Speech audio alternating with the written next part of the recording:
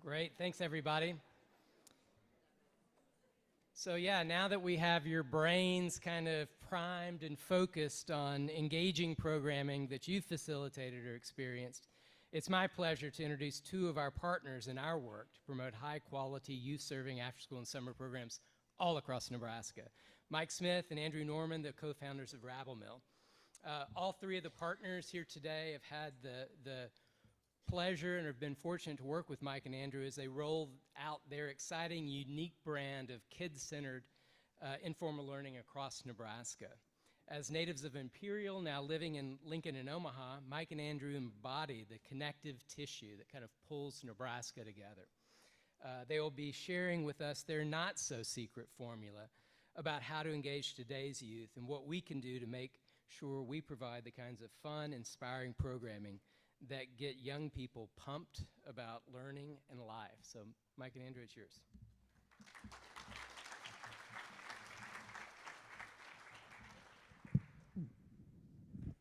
Thank you, Jeff. Appreciate you having us here. Thanks to the organizers of this event, Beyond School Bells, 21st Century CLCs, Nebraska Department of Education, and Click to Science, as well as UNL Extension and Nebraska 4-H. We've partnered with most of you and excited to see you all here. If anybody has ever put on an event, you know it's a ton of work, it's a ton of details. So let's give them a round of applause. Thank you. You'll recognize them because they'll be first in line for a drink later. We also want to thank the folks who are working this event. Thanks for the folks who are doing sound, bringing us food, cleaning up after us. We see you, appreciate you. Thanks everybody for being here, for coming, either in person or virtually. It says that you give a shit, which is honestly the most important thing. You know, if we're trying to change kids' lives, you got to start there. So thanks for that. And want to thank our team as well. Today we have Kayleen Green, our youth development specialist. So you'll be able to meet her and see what she does in our breakout session this afternoon. I'm going to be just kind of giving some background on what we do and kind of how we got here. And then Mike's going to get into the real fun stuff about what it looks like on the ground, what it looks like for kids, and how you can bring it to your community and how we can hopefully partner. So I met this guy 25 years ago, and we met because we lived in the same small town, Imperial, Nebraska. And so he had moved there the summer before his freshman year of high school, and I was going into my senior year of high school. And I recognized him, or we kind of connected because he was like the only kid who dressed like a skater in our community, and his hair was the color of Nickelodeon slime. and this is like 97-ish, right? And so I had Jinkos that contained enough denim to mom jean all of Chase County. And my hair was the color of a ripe banana. And so we were easy to spot. We spotted each other and quickly became friends. Sometimes that's how it works. So we've known each other for a very long time. We owned the same car in high school. You might see that later. And we just really quickly realized that we shared a kind of a kindred spirit. And we were both into, you know, alternative media and independent music and punk rock and skateboarding. And we just kind of maybe thought a little bit differently than other people in our community. And we probably stood out, and we definitely annoyed a lot of people. We definitely had to drive our car as fast as we could to get away from big cowboys who were trying to beat us up a lot. But you know, we definitely were, I would say, two of the most unlikely to reinvest in the community. If you would have taken a poll of community folks, it's weird and surreal that we're up here. We were just like, I think, in a hurry to get out, you know? And what we, I think, also recognized was just the lack of opportunities or experiences that we were particularly interested in, you know? Traditional athletics, and you did that stuff because that's what there was to do. But if there were things that we now are able to provide for kids, I know that that's what the path that we would have taken. And so for the next 12 years after we met, we kind of took our own separate paths. So I went down the journalism path. I really found that I loved to express myself and hold truth to power and do journalism. And Mike became a youth worker, social worker, youth development worker. And so we just took these two separate paths, and in 2010, we started, each of us started our own nonprofits. My wife, Angie, and I started a nonprofit called Here, Nebraska, and we did music, journalism, and events all across the state for about 7 years. And Mike started the Bay, a skate park then at the mall in Lincoln, Nebraska, and you'll learn a lot more about that here in a bit. And so for about 7 years, we ran our separate nonprofits, and we were just, as startups go, you're trying to figure it out. You know, you're figuring out, like, what is my lane? How do we operate this thing? How do we fund this thing? We both had this vision and this dream. And in 2017, we started thinking 1 + 1 could equal 11. And and he usually does that joke, and I roll my eyes, so I switched it up on him. And we decided to merge and start Rabble Mill. So we have a shared belief that kids can only dream as big as they've seen. Young people need culturally relevant programming and talent building education to connect the dots between their organic interests and the jobs of tomorrow. We know that when we invest in Nebraska youth, they invest in Nebraska. And so just to break that down a minute, like, kids can only dream as big as they've seen, sounds obvious, right? But like, if kids don't know what's out there, how can they pursue it? We had a young woman on staff who was 19, and we were in a meeting with Arch Rival, this digital agency in Lincoln, and we were doing a brand development kind of conversation. And so rolling out this new brand for one of our programs called Rabble Media, and she's like, I gotta stop you here. I didn't know any of these were jobs. You know, project manager, creative director, copywriter, art director. You know, there's so many industries that continue to evolve, and it's hard for teachers to know what those industries actually look like. And so I think the more we can shine the light on what industry looks like now and where it's going, it's so important for kids who might be able to find themselves in those pursuits. Culturally relevant programming, we basically just start with, it's not what you think kids are gonna like, it's like what kids actually care about. And that's really what we focus on. Go back, please. Still on that one. And then talent building education, we start with make it fun and then teach into that versus like, what are you trying to teach them and then try to make it fun. We kind of flip that script a little bit, and Mike will talk about that a lot. And then invest in Nebraska. We want these kids to, we want them to go see the world, explore, travel, come back, or stay. But that's the ultimate goal for us, is to get them to reinvest in their communities across the state. So you can see our mission. What we do, I just want to hit on. Really, our work falls in 3 buckets. It's out-of-school programming, and so we do that ultimately statewide, primarily in Omaha and Lincoln. We run currently in Omaha, I think, 8 clubs, 6 days a week in 9 clubs, 8 different program partners, schools, other nonprofits. So we bring our programming to them, beat making, skateboarding, and we'll talk more about that later this afternoon in our workshop as well.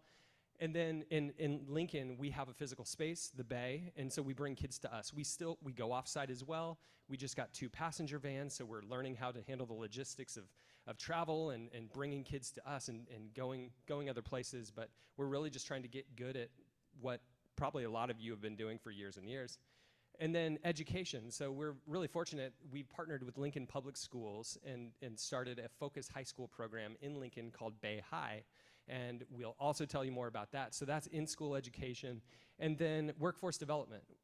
In first week of October, we're starting workforce development clubs for high school students. And so we are going to be teaching them, we're going to get them job skills and life skills and build their resumes and portfolios while making it fun. We'll talk more about that as well.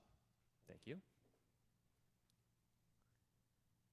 And so this is a little bit of our impact. These are the communities that we've impacted so far this year. These numbers are, I guess, are through June. 89% of our students qualify for free or reduced lunch. 82% identify as a racial or ethnic minority. Almost 650 K-12 students through after-school clubs in Omaha and Lincoln, and 4,000 check-ins at the Bay in Lincoln. So those are kids who are coming to our space. So I'm going to hand over the mic now and let Michael talk about the problem. It's a perfect slide for me to start on. And so, you know, Andy mentioned we both grew up in Imperial. Show of hands if you're a small towner out there. Cool. How many of you are a small towner who ended up back in a similar small town? Like you went back to the small town vibes. Awesome. So you can relate to this. I have no idea how old you are, but we don't need to like date you. Andy mentioned the same car. You can see this is us photographed in our exact same car, both like from the early 2000s. And the thing that I think that's so funny about this photo is that car did the exact same thing for Andy that it did for me. Exact same adventures, exact same story. Whoever we sold it to would have done the exact same thing after that. What it looked like for us was, maybe some of you remember this, driving up and down Main Street, you couldn't text your friend to pull over, so you had to flash them, and then everybody would turn right, and then you'd go park in a parking lot, and you'd pull up next to each other and talk. Exactly. That's what that car did. And so what we realized in Imperial as kids was the classic, oh, there's nothing to do. How many of your kids say there's nothing to do? We have kids in Lincoln and Omaha who tell us there's nothing to do, and we look at each other like we're from the capital of nothing to do. Like you have no idea. You have no idea what you're talking about. And so we fully get this whole, like, there's nothing to do, there's nowhere to go, there's nobody like me, and we can connect to that. And so that problem hasn't changed. The best companies in the world, the best nonprofits in the world are solving a new problem. They're not trying to solve an old problem. They're not trying to solve the same problem. They're trying to solve a new problem. And so Andy and I have come together and really passionately believed that we can help solve this problem for young people of nowhere to go, nothing to do, and nobody who cares. And so that takes innovation. That takes thinking differently. That takes courage. That takes thinking outside of the box. And that's what we've done. And so you're not going to find us afraid to reset our entire programming or start all the way over or tell our staff, hey, that idea was terrible, we're never going to do it again. We're totally cool doing that because sometimes to fix these problems, you've got to be willing to break some eggs. One of my favorite quotes ever was, if you want to make an omelet, you've got to break some eggs. And so we're trying to make a really big omelet, and we're not scared to break eggs. And so for us, it's always been about how do we give young people a place to go. And so what we think is the solution is what we call one of our facilities, which is the Bay. And you can click the next one.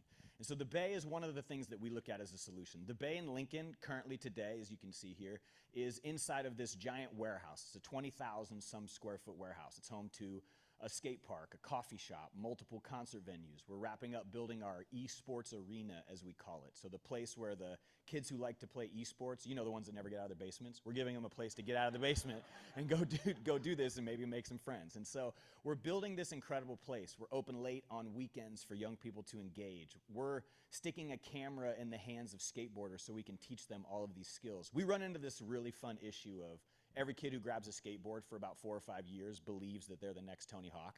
Whether they're going to get paid or not for it, they just deeply believe. You probably have some of those kids. They all think they're going to be movie stars or TikTokers or YouTubers, or they're going to go live streaming themselves on esports, on Twitch or whatever. We have the exact same kids too. And we tell our kids all the time, like, that's a great dream, that's a great plan A. Let's talk about plan B and what does that look like? And for us, that looks like teaching them the skills. We put cameras in their hands. We're teaching them copywriting through the zines that we print. We're teaching them video editing skills through the content that we put out. And so we're really trying to take what they love, skateboarding, music, fashion, content creation, and then put them in an environment to be able to do those things successfully. We talk to a lot of teachers. How many of you work at a school? Teacher at a school, connected to a school? Awesome. We talk a lot with folks at schools about, you know, how do you do this? We've got a skate park where kids can come and destroy our place, and you can sign a waiver and your board will break before you break our place. We've got a music venue that kids can come and crowd surf from. We've got an esports place where kids can plug in, and you're sitting there like, all right, I'm from a small town with no stoplight. Like, how do we recreate that where we are? And so what I hope we can do with the rest of this presentation is just give you some ideas of how you can either think like this or take some of these things back to your hometown. We get away with doing all of these programs in Lincoln Public schools, and we started a school inside of our space. So they're like, oh, it's insurance, or oh, it's not possible. We're not interested in hearing that. That's just an effort and an energy thing. There's always a way around it and through it. And so for all you principals who are really scared out there, you insure football. You can figure out skateboarding, all right? Like, you're gonna be fine, and I don't want to hear it. And so some of the ways that we do it, and you can click to the next one, and Andy kind of mentioned this. First and foremost, the thing that we do is we make it fun. You can click the next one. And making it fun for us is really, really simple. And so we'll start, we were chatting with the folks at Elkhorn Valley a little bit ago, and I was saying, yeah, they're brand new, just getting started. If you've got a cool program, they're literally just getting started, so hop over and go connect with them. But we were just chatting about this before we walked up. How do you make it fun? I'll give you a really practical way that we do this.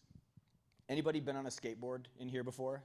Anybody end up on their butt after they tried the skateboard? All right, cool. And so you all clearly needed someone to stand there and be like, hey, don't do that, try this, so you can be more successful at it. One of the ways teaching someone to stop and start in a car is like the most boring but scary thing in a parking lot if you've done it with a child. And so skateboarding's no different. If you start down a hill, stopping can be very, well, that's up to you. You know what I mean? And so for us, it's like, okay, starting and stopping, that's the basics of skateboarding. How do we do that? Instead of just sticking a kid on a skateboard and being like, which foot do you put forward? Here's how you start, here's how you stop. We just gamify almost everything we do. Everybody remembers red light, green light. Red light, green light on a skateboard is hysterical because nobody can stop on time. And so you turn around and every kid's caught. And so you send them all back to the back of the line. And so red light, green light turns into the best way to teach a kid to start and stop. Kayleen, who's in here, she does beat making. She does music with kids. So she's constantly trying to figure out, all right, how do we get these kids to learn something new? How do we get them to work together? How do we get them to just not stick their head in their headphones and their iPad, but actually engage with other kids? So you've got things like musical chairs. Do you know how fun it is to watch kids DJ a musical chairs game with each other, where if you lose, then you're the DJ? Like, it's hilarious. You can play musical chairs on a skateboard. That's really funny. Like, there's a lot of things that you can do to just make it fun. And so for us, Andy mentioned it early, we don't start with the lesson. We're after school guys at the core, and when we hop into some of these places and we see these kids who have been in the same school since free breakfast, then they got their lunch, now they're sitting in that same classroom after school, oftentimes until 8 p.m. at night in some of these towns. Of course these kids hate the programming. They've been in the same room being told what to do and being talked at all day long, and then we turn around as after school providers and try to do the exact same thing. And so we don't do that in our space. We start with what we call the Misfit Minute. Every kid wants to get away with something. Heck, most of us adults want to get away with something too. And so if a kid wants to have that moment, that misfit minute, instead of them creating something that's a hassle for you, we've just joined in the fun and been like, we're going to out misfit your minute. And we come up with the fun thing for them to do. And they're like, we get to do this today? We can't believe it. And they love it. They love the programming. And then the learning part takes care of themselves. We all know young people. We were talking about math. There's a math teacher over here. We were talking about math. I hated math. I was terrible at math. Don't let my looks fool you. I didn't crush it academically. Andy is the smart one. But I didn't do great in school. But the minute I wanted to build a skate ramp, you bet math mattered. All of a sudden, fractions were important because one side of the ramp was taller than the other side because I didn't do math right. But I needed to learn. And so there's 1,000 ways to make something like math really, really fun for a kid. Let them go build a kicker or a skate ramp, or help them figure out how to build something fun they can play with, and I promise you they're going to learn math along the way. So make it fun. That, to me, comes down to the person that's behind the programming. That takes an effort and an intent. And we get into these moments with our staff all the time where maybe it's not as fun for the kid, or maybe we didn't hit the mark. And a question we ask our staff a lot, and this is something you can write down and ask your staff when you get back home. When you're thinking of your programming, when you're planning your year out, when you're trying to decide who are we as an organization, a question we often ask ourselves is, are we doing what's easier for adults, or are we doing what's better for kids? I'm gonna say it again. Are we doing what's easier for adults, or are we doing what's better for kids? You can count on one hand the number of youth organizations that are open past 5. I get it, adults don't want to work past 5 because they have their own kids, right? But what are those critical hours for youth? We all know it's late at night. We all know it's on weekends. And that typically is when most of our organizations close down. And so that question we're constantly asking ourselves in our spaces, are we doing what's best for adults, or are we doing what's better for kids? And so honestly, it's something that a lot of people think about. But if you're gonna make it fun, to me that takes having a kid's heart and a little bit of kid energy behind your ideas. And so you can click the next one. Another way that we do this is, I think it says start where they are. Yeah, we start where they are. And here's what we mean by this. You don't have to go invent or invest a ton of money in some crazy new thing. How many of your schools have iPads? How many of your schools have some sort of a device kids can get their hands on? There are so many free apps and free pieces of technology that you can use right there. I know Jeff has a ton of money. Ask him for it. He can get it for you, all right? Like, that dude can help you figure out how to get some of this stuff. But sorry, Jeff. But This dude right here, I promise you, Jeff's always looking for a pilot program, something innovative to get behind. If you go to Jeff and his team and say, hey, we have this crazy idea in this tiny little town with no stoplight, he's not going to look at you like you're crazy. He's going to look at you like you're a leader. And that's what it takes in this space. It takes that ability to kind of start where they are. And so here's how we start where they are. We don't ask kids to come to our space and do a bunch of stuff they're going to hate. That's not the way it works. We tell kids, hey, come to our space. You're going to get to do a bunch of stuff that you love.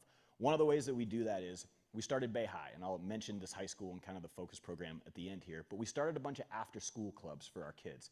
Our after-school clubs are things like coffee club, right? So every kid wants to be a barista. It's the coolest job in the world. And we're like, come learn latte art, come learn all these things.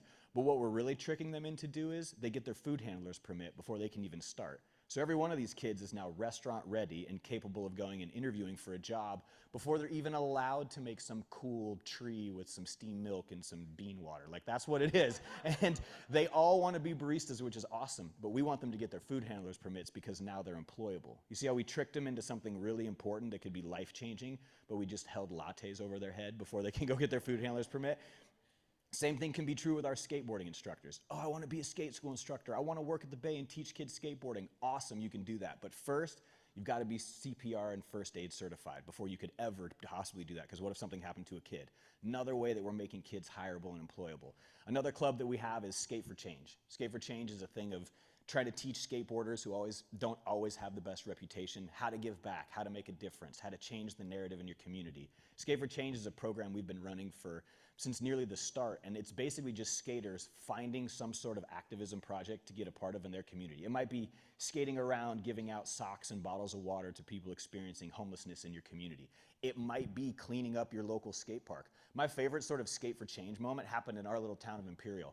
We opened the Bay. I went back like, you know how it is when you go back to your small town and you're like, oh, I got this. And then you remember they treat you like they did when you were 16. And so I come rolling into the park meeting because we're going to start a skate park, and it's all of my friends' parents. And I sit there, and I got shut down quicker than you can believe. I was like, what is even happening here? And they said no. The lady was like, one of my best friends, the best man in my wedding's mom was like, I'd rather see a fountain. And I was like, I'll put a fountain in the skate park. What's your problem? Like, what are you talking about? Like, we had this whole interaction, and they just straight up shot me down. And there were these kids driving from Imperial all the way to our skate park 5 hours every Saturday to come take skate lessons. So I told these kids, I was like, this is crazy. I bet you can get a skate park built. And you know what they did? They went to every football game and basketball game selling burritos. They called themselves Team Hot Wheels, and easily the most fun concrete skate park in the state of Nebraska is located in Imperial. They got the Tony Hawk Foundation on board. She didn't say no. There's still no fountain, but it was all the kids. It really was. It was all the kids.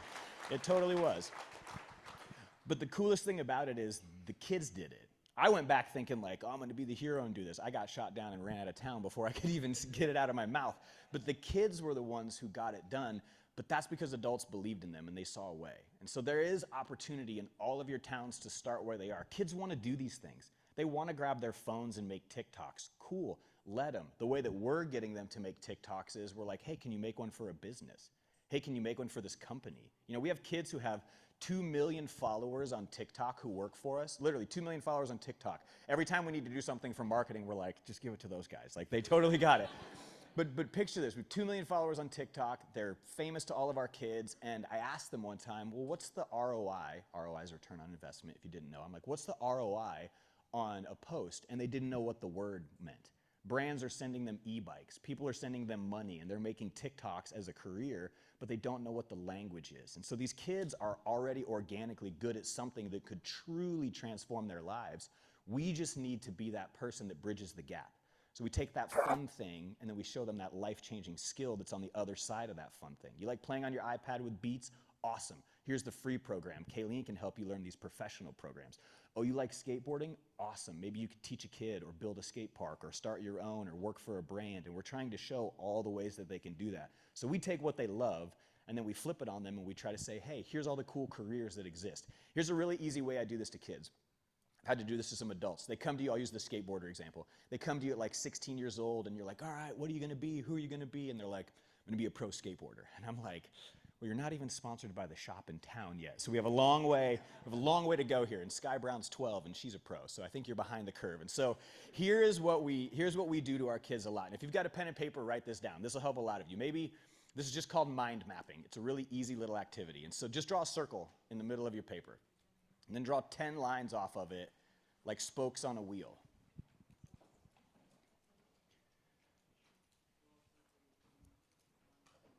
So when a kid comes to us and says, and you could do this for anything, Elkhorn Valley, you could literally be like, how are we going to make a difference this year in our after school? And here's our 10 ideas. We do this with kids on the regular. So when a kid comes to me and says, I want to be a skateboarder, I want to be a YouTuber, I want to be a DJ, I want to be an actor. Some of you might get that little kid who's not even on the football team and they're like, I'm going to be in the NFL. And you're like, keep dreaming, don't go to Nebraska. Anyway, so it's rough out there for us in Lincoln right now. If you're in Lincoln right now, you know it's rough in the city. And so we're trying to hang in there. Sorry if there's any former Huskers in here, I still love you. But in the middle of this is what I would do for our kids. They come to me all the time, these 16-year-old kids that are never going to be pro skateboarders, and they all say, Mike, I want to be a pro skateboarder. And I always say, cool, that sounds great. We're not gonna write that down in the middle of the circle. Instead of skateboarder, I want you to write skateboarding. And then let's think of all the 20 different jobs that exist to support skateboarding. And so think back to you. Think back to like 18, 19-year-old you who probably needed that advice. You might have said, like Andy mentioned, you can only dream as big as you've seen. Oh, in my town, I want to be a teacher.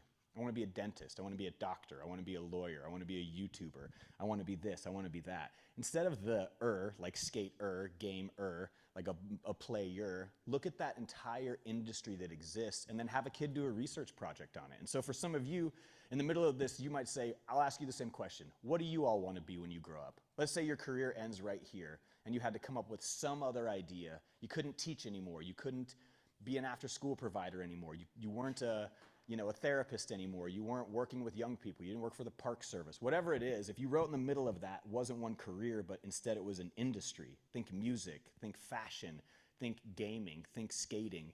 What are all the jobs and careers and ideas that exist? And so we make kids do this all the time. They write down fashion, and then we think, all right, are you going to own a brand? Are you going to sell something? Are you going to develop a new product? Are you going to be a model? What are you going to do? How are you going to get into the fashion industry? And that's what we're trying to help young people figure out. How do you take that thing that you love? I loved skateboarding. I was never going to go pro as a skateboarder. That was never even a realistic option. There isn't even concrete to skate in Imperial, for God's sake, except the bank. And so it wasn't like I was going to be a professional skateboarder, but we were able to find a way to have a life in skateboarding for the rest of time because we created a place where kids could go to skate. And that's what we're trying to help young people figure out. It's not about this one job, and if I don't get this one job, my life is over. Pick some sort of industry or career and create an ecosystem around that. After school is no different. Your spaces are no different. This whole start where they're at thing, turn your libraries into recording studios. Turn your abandoned classrooms that no teachers in that day because they raced the kids to the parking lot at 3:15 and beat them and then got home before all of them.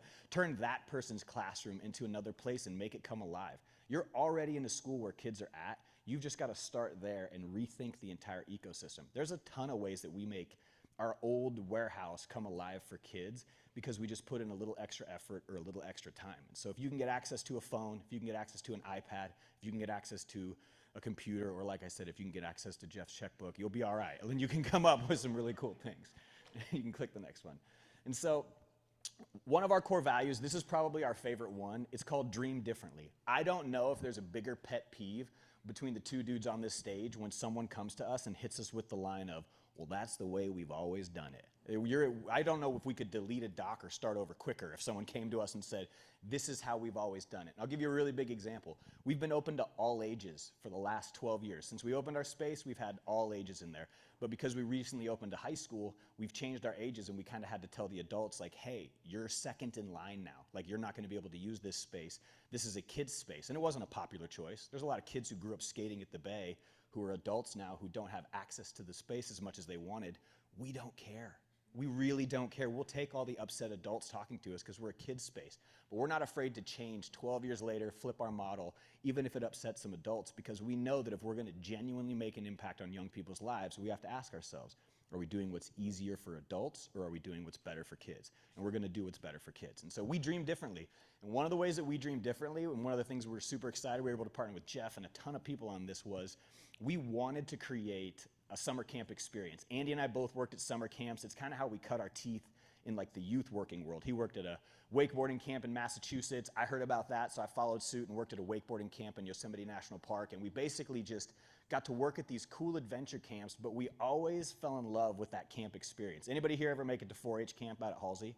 Anybody here ever been to like the Halsey area? Awesome. There's only a handful of you. What you're about to see is by far our favorite place in Nebraska. It's easily one of our favorite places to program, and it's an incredible thing that we did this summer. We took a lot of young people from all across the state, and we tried something new. We tried something different at one of the oldest, most conservative, most old school summer camps of all time, and we just came and brought our own fun and did our own thing. And so we're excited for you all to check this video out.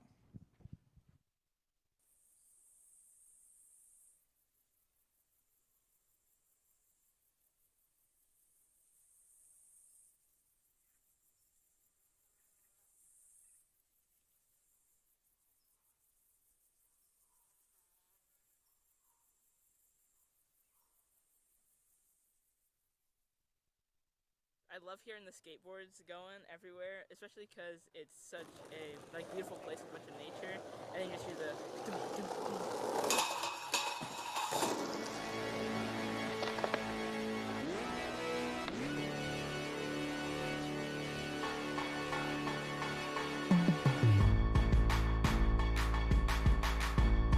A growth mindset is not being afraid to try something you've never done before, not being afraid to look stupid in front of other people. You gotta drop egos and be willing to get scared and be willing to put yourself out there. We're all excited to see you do that.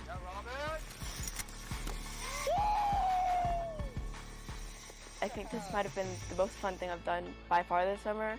Just from the beat making to, just now just learning how to drop in for the first time. Like I can go fall down 30 times and nobody's gonna laugh at me and judge me. I can talk to anybody and I know I'll feel safe and like I won't be judged. There was a lot of people who were very accepting and made me feel like I could be part of things. I made a lot of friends here, and it's kind of, you gain a new experience. Yeah, I mean, honestly, I think everybody was friends with everyone. We just got pine needles from around our cabins, from the roof and stuff, so it doesn't start a fire, and we're replacing them on the trails. I'm really glad that I can attune with nature and actually feel comfortable around people, because that's not something that I'm usually used to.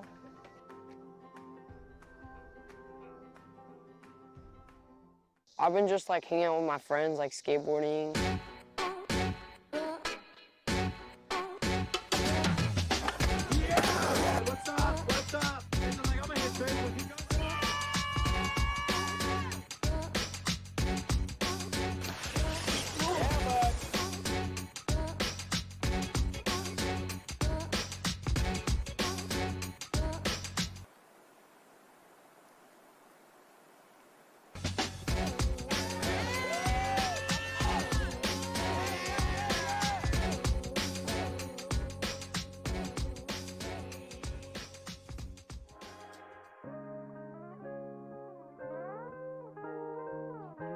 This is my first time at an overnight camp, or any camp at all really, so it's been really fun. I was worried that I wouldn't see people who were African American, but there's a bunch of people here who are from different races, different cultures. I love it. Good Living Camp is cool. Good Living Camp is cool. It does seem kind of scary at first, but once you get there, everyone is super accepting.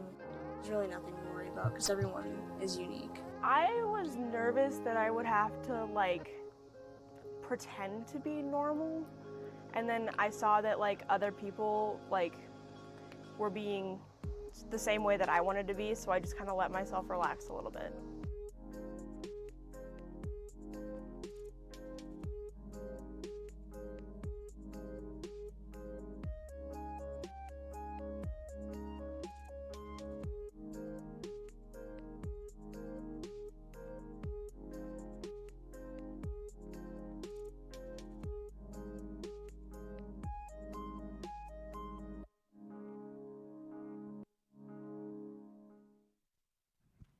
Check, check.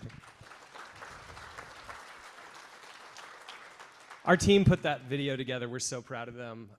You can see some of the stats here. So we hit on some of these partners. One of the things we do a lot too is just partner. Like, we can't do any of this by ourselves. And so Nebraska Community Foundation, Center for Rural Affairs, obviously Nebraska 4-H, and Beyond School Bells were all part of making that happen. And it was kind of our trial run, our pilot, and we felt like it went incredibly well. I almost cried just like seeing those kids. Like, in 4 days, you know, you just fall in love with these kids. And it was such a awesome mix of diversity of all kinds, including geographic.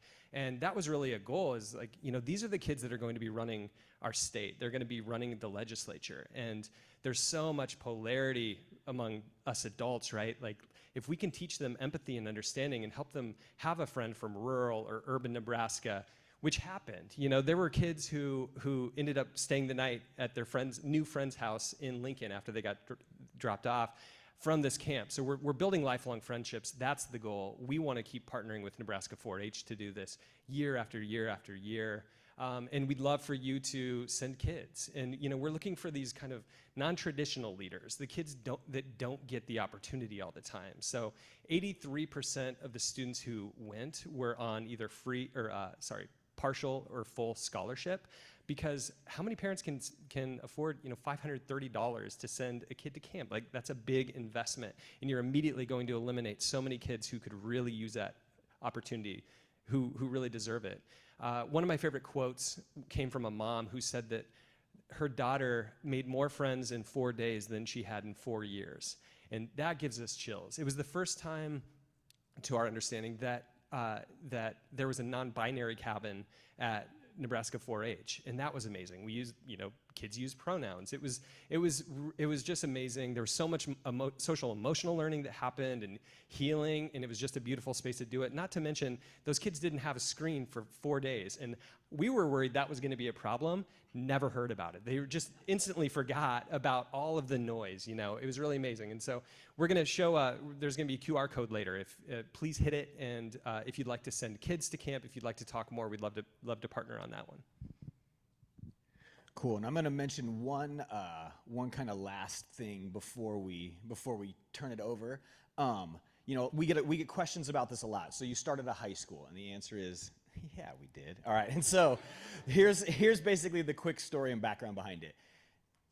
We were in the mall, and we couldn't be open late. So we moved out of the mall into this warehouse, and we started opening late. And there was like one Wednesday when we show up, and there's like 15 kids skating at like 11 o'clock. And your first thought is like, oh, sweet, like we're killing it, kids are here. And then you go in the office, and the little orange light on the phone is blinking, and you hit play, and it's like, hey, this is the principal from such middle school, is so-and-so there? And you're like, yep, and then play on the next one. Hey, this is the principal from such and such high school, is so-and-so there? And then quickly I realized, oh, this was a mass ditch skip and let's go skate the bay effort. And so you listen to all of them, and then you're like, all right, I got to be the bad guy. So you walk out and you go talk to these kids, and you're like, what are you doing? You know, you got to give them the whole, like, your education matters and all this stuff, and now I got to drive you all back to school. And so they get in the car, and you're driving them everywhere. And one of the last kids, as I was dropping him off, he was like, oh, it's like, I just wish we could go to school at the bay. And for whatever reason, that was enough. That was enough for us to be like, maybe they can. And Lincoln Public Schools has focus programs. I'm not sure, I mean, small towns, this is hard to kind of imagine, but you know, there's all these 2,000 kid comprehensive high schools, Lincoln East, Lincoln High, Southwest, like all these big schools. You all, or a lot of you, come from these small towns where there's a smaller high school experience. Those don't exist in Lincoln as easily, and they passed a bond issue saying we want to create more focus programs. So we created a focus program that opened in August, and so we had almost 100 kids sign up. We're the second most diverse school in Lincoln Public Schools, right as the open.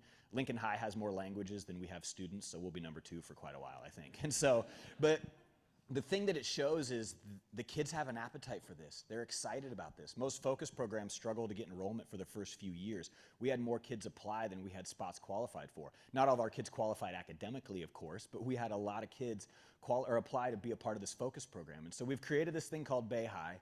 After school, we're filling it full of accredited clubs to give kids these opportunities at growth and give these opportunities a chance at upward mobility in the workforce. And so we've created this really cool, innovative way to continue our programming of skateboarding, beat making, fashion, music, content creation, and work it into the school day. And so for you teachers and principals out there, and you're like, how does it work? We're under the BMIT curriculum. Like, that's where we fit. It's the business, marketing, info tech, and our job is to teach kids those skills. So we use our business partners, the community, and our space to make that curriculum come alive. And so we're standing there with teachers every day in the classroom thinking about how do we make this financial literacy course more relevant? You go bring a crypto bro in to come talk to the kids about it and they get super excited. How do you make buying a house something that they can understand? Bring someone in who looks like them and excited to talk about, the real estate market and what it means to own a business. We're bringing in people that our kids say, I see myself in them, to come and talk to these kids. And that's something that you all have access to as well. Zoom's free. Google Hangs are free. Skype, rest in peace, used to be free. Like, those things are all available for you to use. It just takes a little bit of work and reaching out to a network. And so we're excited. Andy and I have a huge passion for the state of Nebraska. We have a huge passion for those kids who don't fit and don't connect. We're extremely excited. We're in the process of working on Bay Omaha and opening up a facility there. And we both talk a lot about how cool would it look if there was a bay in the 308 somewhere. And so we're very excited about growing this opportunity across the state. A lot of founders, I think, by the time they get to our age, are so beat up and over it and done that they don't have the energy to keep going. But Andy and I are really excited to keep doing this. But we can't do it without partners. We can't do it without you all. And so this last slide, the call to action isn't, we're not selling our programs today. We're not saying, hey, we can come to you and do all these things yet, but we're in the process of building out what that would look like. What would it look like to partner with you in your small town? I'll say one last thing. Are we way over on time? Are we good? All right.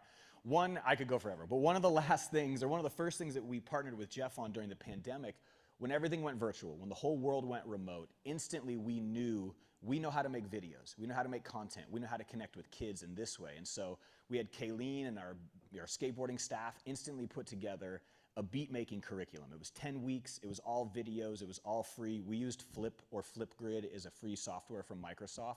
And we started partnering with communities all across the state to give kids our beat-making. And so kids would make a video, or the lesson might be like found sound. So they'd go grab all the stuff from their house and start banging on things and make some video. And then Kayleen would watch the video and link and then be able to reply back with a video like, oh, dude, I didn't know a toilet seat lid sounded like that. Like whatever the kid found. And was just able to connect with these young people. And so we started innovating the second the pandemic hit. We moved all of our programming online by April of 2020. It literally only took us a couple weeks.